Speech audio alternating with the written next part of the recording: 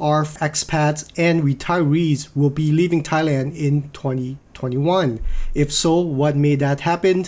Did the Thai immigration police announce a nationwide campaign against foreigners? Are foreigners not welcome in the country anymore? Are foreigners with a valid visa are getting told they are no longer welcome anymore? Expats who remain in Thailand or people coming here in the future have a ton of walls to smash through with the new rules and regulations. Is it a place full of scammers with all sort of scam like bar girl scams, bullet in the luggage scam, and so on? Is the country unsafe anymore? According to this video from an Australian living in the Philippines, he says that all those things I just mentioned are true, but are they really? I'm going to react to this video and I'll give you my opinion about it. Should you take his videos seriously or not? Let's check it out. The biggest reason expats will leave Thailand in 2021 and never ever go back. Starting in late 2018, it was as though an alien invasion landed and stole gigantic quantities of good old common sense in the land of smiles, leaving many expats feeling extremely let down. I think we definitely should talk about that. But first, how would you like an ongoing supply of literally tens of thousands of expats have moved to live in Thailand? Some moved to escape the cold weather in their home countries. Others say they moved to escape angry, Western attitudes toward men, and there's no doubt Okay, so the first minute or so, he talked about all the good stuff, and this was all before the travel restrictions and the lockdown. Incredibly affordable, top-quality accommodation. Many expat retirees thought to themselves, "Crikey mate, life is perfect here in Thailand." Then, toward the end of 2018, things started changing. Suddenly, people on totally valid visas were getting told, "Sorry mate, you're no longer welcome here in the land of smiles." The expats who remained faced a ton of walls to smash through. New rules and regulations.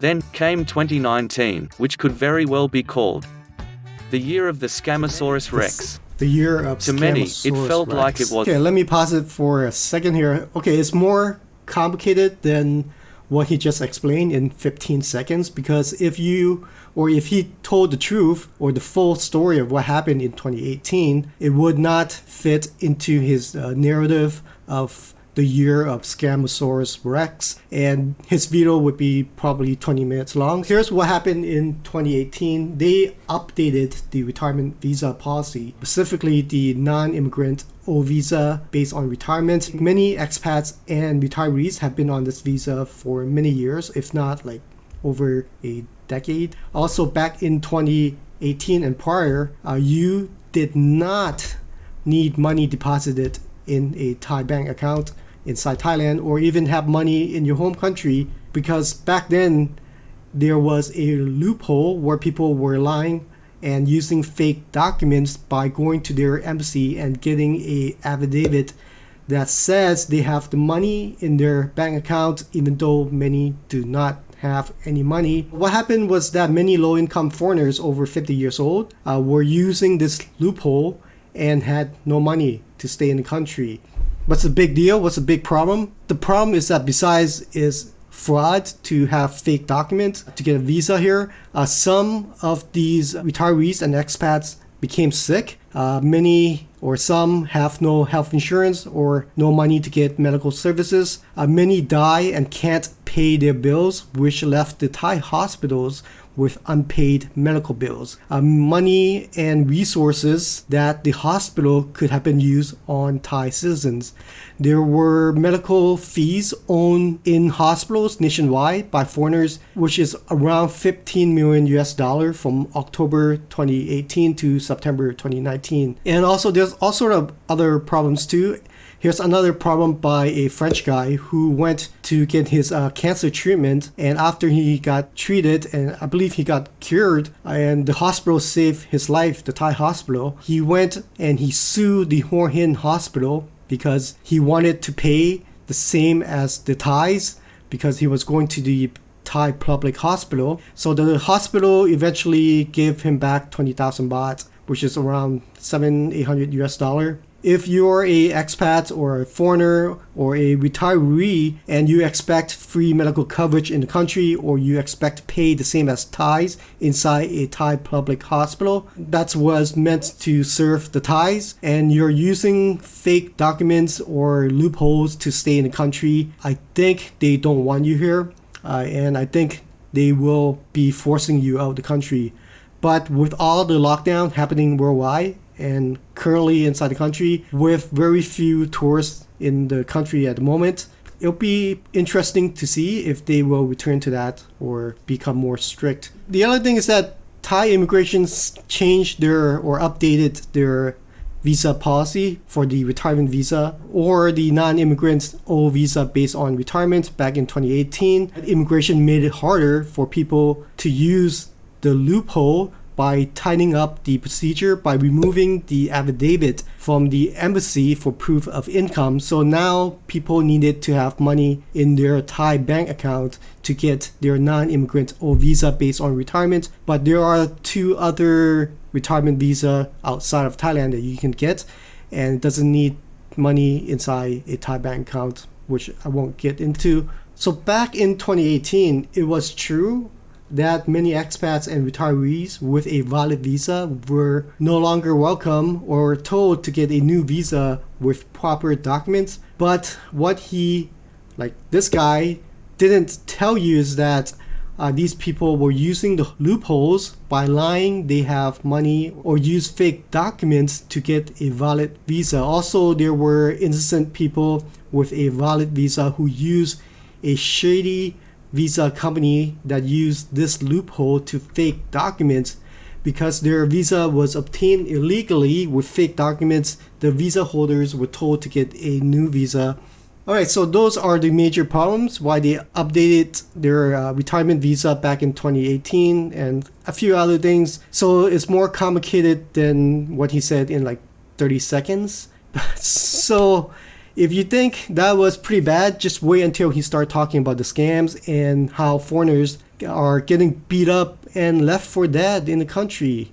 Only this time, the world media took notice, started reporting lots of the scams. They reported on jet ski scams. They exposed greedy bargirl scams.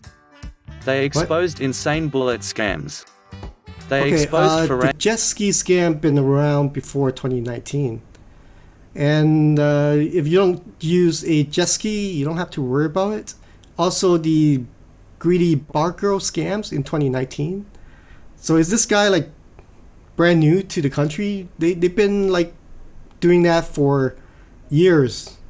So yeah, there are a lot of scams in the country here. But if you live here or you travel around Thailand long enough, or you have some common sense, you know these kind of scams are pretty common, and most of them are in the touristy areas and easy to avoid. The other thing is he talked about the bullet scam. I Googled it, and there were 2 cases that I can find that happened at the airport a couple years back. So if you travel to Thailand in 2019 and prior, you are more likely to get struck by lightning or winning a lottery than having someone to find a bullet in your luggage at the airport based on the 2 cases. But that won't fit his narrative in his video if he tells you the full story. Bullet scams. They exposed Farangs being mugged and left for dead. And what was the response? Let's blame the stupid Farangs. Everything's 100% entirely their fault. In a year of utterly terrible PR, the very aptly named. The picture he wants to paint here is that this kind of scam and this kind of stuff happens every day in a huge amount of number, which is not true at all. If you want to know which country is safer, Thailand or the Philippines, which is the country that this video creator is trying to promote and wanting to make Thailand look like it's run by aliens and it is unsafe, that kind of stuff. The other thing is that I'm not trying to defend anyone or anything here. It's okay with me if you or someone else believe everything this guy said and that you don't want to retire here in Thailand. It's fine by me. It's good because there's more room for me. It would drive down the price of the demand and end up being less expensive. So in terms of safety and being mugged or robbed in the country, comparing Thailand to the Philippines where this guy lives, ask any Filipino or expat living in the Philippines if they feel safe walking alone in the middle of the night in Manila, and then ask a Thai or an expat living in Thailand if they feel safe walking alone in the middle of night in Bangkok, and then you'll get your answer. I will not hesitate to use the military and the police to go after drug lords. Lurking behind the facade of the widely celebrated president of the Philippines, Rodrigo Duterte calling on the police and ordinary citizens to kill drug dealers and users on sight. Do it yourself if you have the gun. You have my support. The other thing is that the Philippines currently has this shoot and kill drug smugglers because it's so bad there. So that campaign has been going on for the past 4 years. In Thailand, they don't need that kind of security. Now, of course, if you look in a wealthy area of the Philippines, you don't get that high crime rate. I can just go on with this, but I'll stop there. There are so many things that needed to be explained in this video. I could not fit everything in a single video. To watch the rest of the video, if foreigners are not welcome in the country anymore, and the Thai immigration police announced a nationwide campaign against all foreigners. If you want to watch that video, click on the video that you see at the top here. Now, if you want to watch other Thailand related videos, just click on the side here.